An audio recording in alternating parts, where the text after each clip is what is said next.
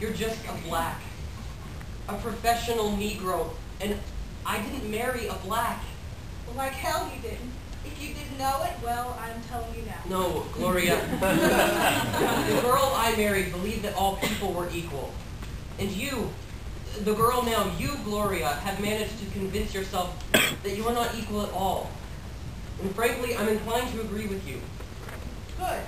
Good, because equal to you is nothing. Equal to you is subhuman. If you suddenly notice that you don't consider us your equal, well, I'm glad you finally... If I ever had any racist feelings, then I didn't know about it. But you know what? I can't think of a single person that is more prejudiced against the Negro than I am today. And you know what? I swear to God that 2 years ago I didn't feel that way. Well, maybe you just hadn't met any. That's the case. Maybe I met a few. You know, anymore you've joined this brotherhood. And it's got nothing to do with love at all. It's so easy, this newfound hate. New? Well, how can you expect anything else considering the conditions blacks live in today? And how long have they been there? In their ghettos? You tell me. And have they had the initiative to organize one group, one power, one voice to demand their rights in any other way than street fights or riots? Get out! I know what you've become, and I didn't have anything to do with it. A company man, a heartless pile. You know, after the knifing and twisting of life with you, my capacity to care for anyone else has gone, Gloria. Rotting. Simple radiation poisoning has set in. You know, I'm never going to have the ability to get near another human living soul again. Because I loathe people for everything that I used to admire because of you.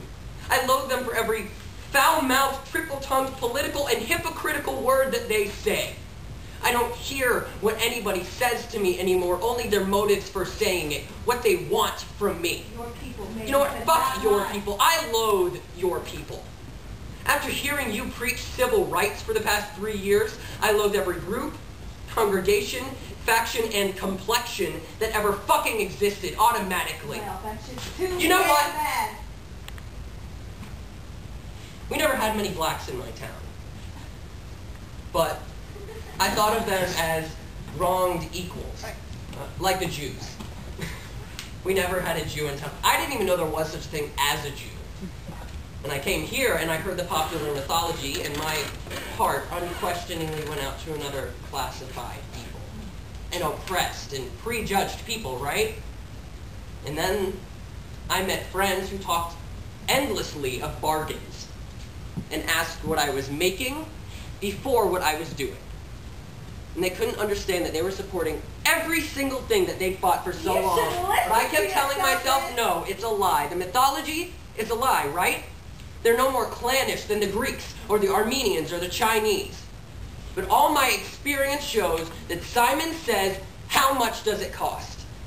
That is what Simon says. You can get it for less. Simon says, what's in it for me? Hoard. And Rastus says, eat shit, baby. Get out of the way. Repay me for the wrongs that your fathers did my fathers. You know, Rastus says with a fiery madness that comes from years of inborn stupidity and narrow-mindedness, Rastus says retribution. You know what? I love their pompous boasting.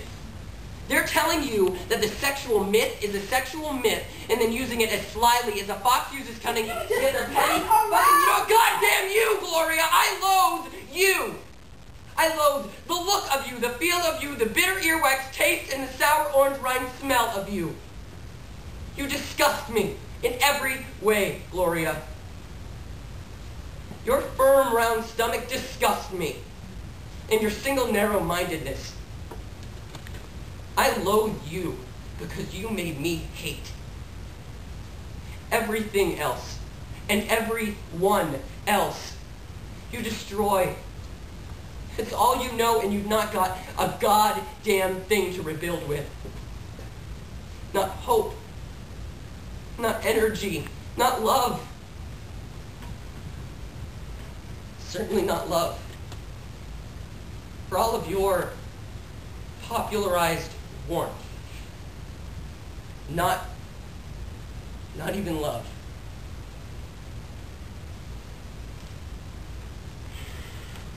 I used to pray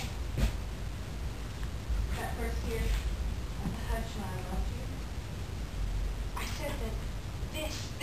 safe with a child. Like Robert said, a combination half you and half me, and I wanted that. And I pictured him, sometimes a girl, sometimes a boy. Sometimes he was as light as you, or as dark as me, or darker. And sometimes he was as white as caramel, or as dark as chocolate. He always had these funny hair problems that I've had to contend with. But he was always very, very bright. And sometimes he was cinnamon. And when he would smell of cinnamon when I hugged him. And he was always equal parts you and me. And that's why I loved him and wanted him. And now, the very thought of that child, oh God, it curdles me. And I can only thank the benevolent God for being wiser than me, because if I had a child right now, I swear I would bash his brains against the goddamn radiator. You used to be. And all the while I would say, dear God, make this white flesh melt into this black and something new come out of it. I was saying yes to you. And I don't give a damn if you loathe me. And I don't care what tinker's damn if you loathe yourself and everyone else to boot. And if you've lost your love and your hope and your faith, you know what? And your humor I'm and your going. goddamn I'm leaving. I just don't give a goddamn about you. I'll never even think of you after this, except to thank God for saving me from killing my child. And I want a child now, yes, more than ever. And I will have one with a man, with a black man, like me.